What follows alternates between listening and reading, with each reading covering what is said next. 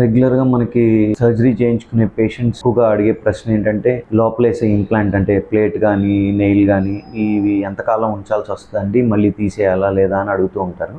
దాని గురించి మనం ఈరోజు ఈ వీడియోలో తెలుసుకుందాం. Hi, I'm doctor Vanga Madhukar Reddy, orthopaedic surgeon, Ashwini hospital, Tenali.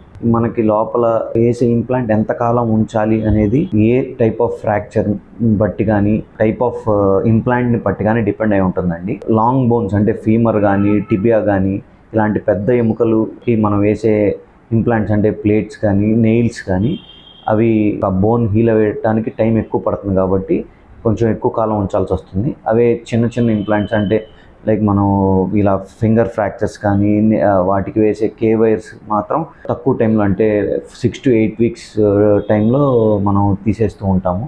So ఇది ఏ టైప్ ఆఫ్ ఫ్రాక్చర్ ఏ టైప్ ఆఫ్ ఇంప్లాంట్ని బట్టి డిపెండ్ అయ్యి ఉంటుంది. ఐడియల్గా మనం 1 to 2 years టైం చెప్తామండి పేషెంట్కి. ఈ టైంలో ఇంప్లాంట్ తీయించుకోవాలి, ఈ టైం తర్వాత ఇంప్లాంట్ తీసే ముందు కూడా ఎక్స్రే తీసి మనం ఫ్రాక్చర్ యునైట్ అయిందా కంప్లీట్గా లేదా అన్నది చూసుకొని అప్పుడు ఇంప్లాంట్ రిమూవల్ అనేది చేయడం జరుగుతుంది. Thank you.